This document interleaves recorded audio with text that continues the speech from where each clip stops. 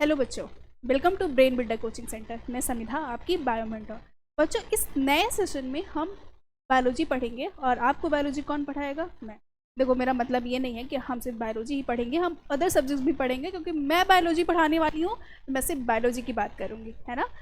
तो बायोलॉजी कुछ बच्चों को बिल्कुल इंटरेस्टिंग नहीं लगती। मुझे नहीं पता कि उन्हें क्यों इंटरेस्टिंग नहीं लगती। इतना अच्छा सब्जेक्ट है, आपको अपने बारे में, आपको अपने इन्वायरमेंट के बारे में, अपने सराउंडिंग के बारे में जानने को मिल रहा है। मुझे नहीं समझ में आता कि क्यों लोग बायोलॉजी नहीं पढ़ना चाहते।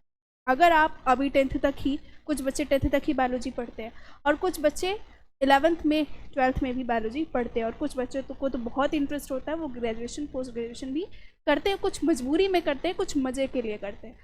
बट क्या है, जब आप करने लगोगे, जब आप पढ़ने लगोगे तो आपको इंटरेस्ट आता चला जाएगा, है ना।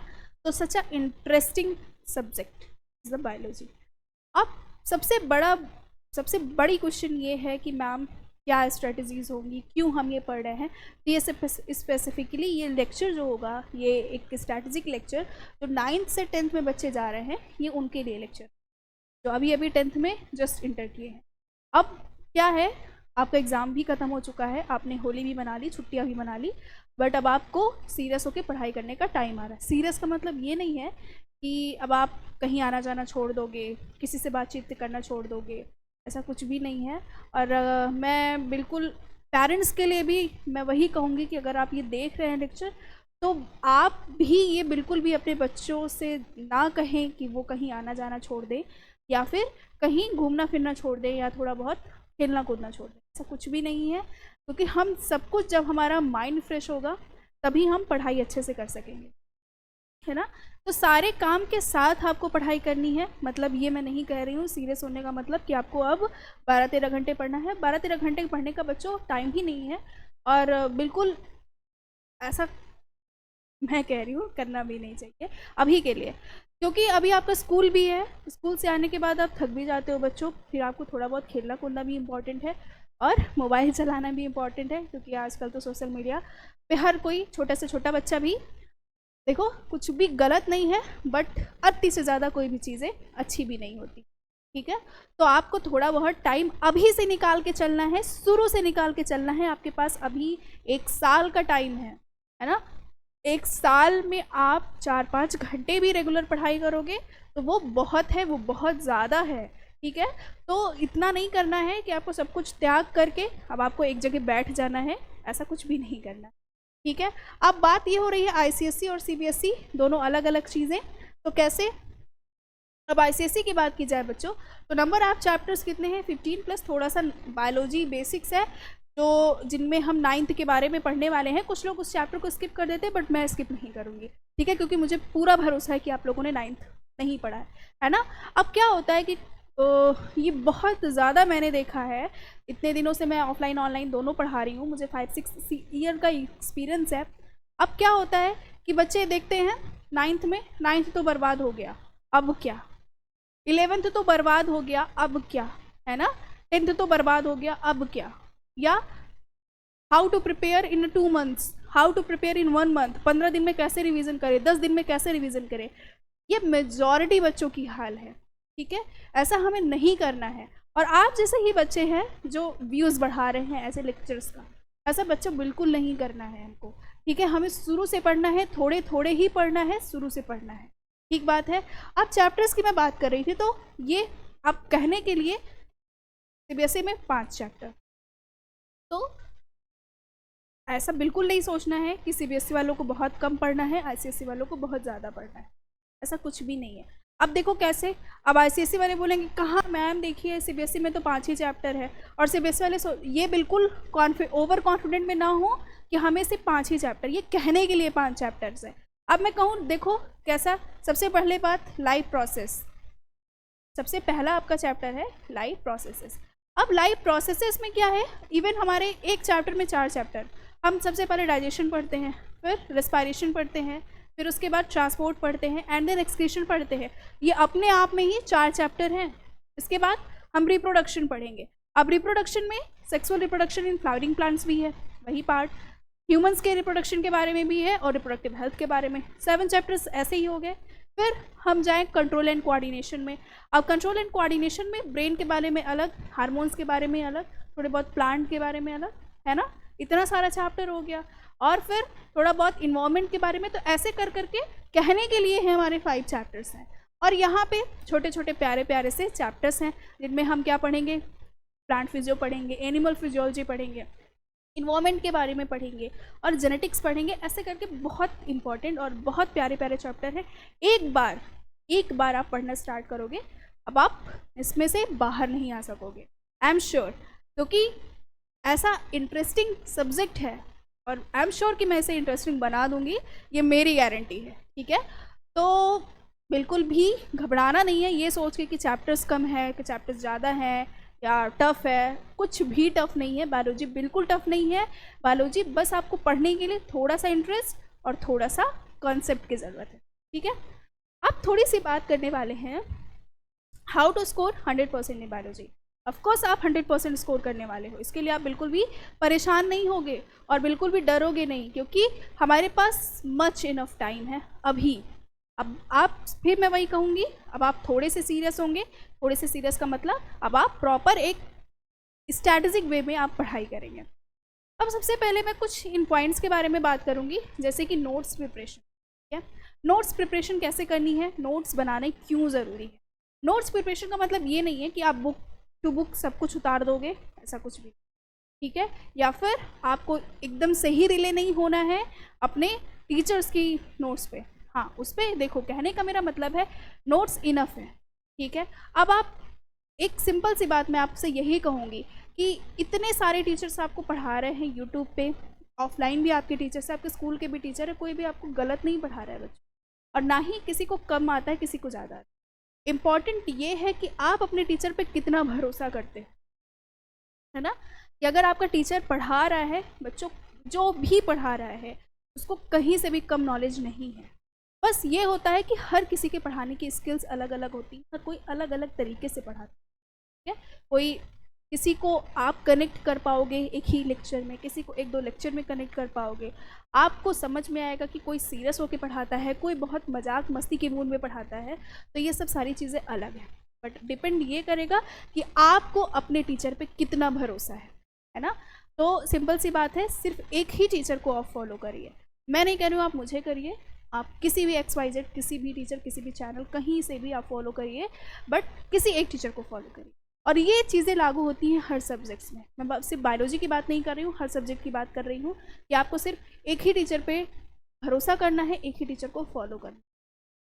नोट्स प्रिपरेशन में आपको हाईलाइट चीज़ें करनी होगी कि क्या क्या चीज़ें ज़्यादा इंपॉर्टेंट है, कौन सी डिफिनीशन ज़्यादा इंपॉर्टेंट है, या कौन सी ऐसी चीज़ें हैं जो एकदम फैक्ट्स वाली चीज़ें हैं जिसे हमें बस याद ही रखना है, ऐसी कौन सी चीज़ें हैं जो कॉन्सेप्ट वाली हैं।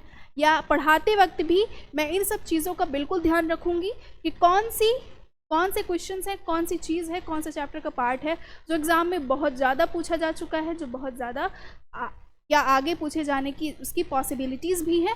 तो उन सब चीज़ों को आपको मार्क करना है, हाईलाइट करना है। नोट्स प्रिपरेशन आपको अपनी खुद की करनी है। क्यों? क्योंकि खुद की नोट्स प्रिपरेशन में आपको ये चीज़ें पता होंगी कि हमने किस किस चीज़ को कैसे मेंशन किया है, कौन सी चीज़ें कहाँ लिखी हैं, कब पढ़ा था। जब आप रिवीजन करोगे तो वो चीज़ें आपको प्रॉपर रिफ्लेक्सेस होंगी कि ये चीज़ें क्लास में ऐसे पढ़ी थी, इससे ऐसे एग्जाम्पल्स को रिलेट कराए गए थे। तो ये सब चीज़ें अपनी नोट्स बनानी है। अब नोट्स बनाना इम्पॉर्टेंट क्यों है, दूसरे पॉइंट से क्लियर होगा, क्योंकि हमें रिवीजन पे फोकस करना है। अब रिवीजन आप तभी कर पाओगे जब आपके पास नोट्स होगी, है ना। वही तो क्या होता है कि जब आप रिवीजन करने बैठते हो तो आपके पास सबसे बड़ी प्रॉब्लम क्या आती है कि आपके पास मटेरियल ही नहीं है कि मैं पढ़ूँ कहाँ से, मैं रिवाइज़ कहाँ से करूँ। कुछ बच्चे तो इतने महान होते हैं कि उनकी लाइफ में तो रिवीजन आता ही नहीं है, क्योंकि रिवीजन का मतलब क्या होता है, रिविज़न, है ना।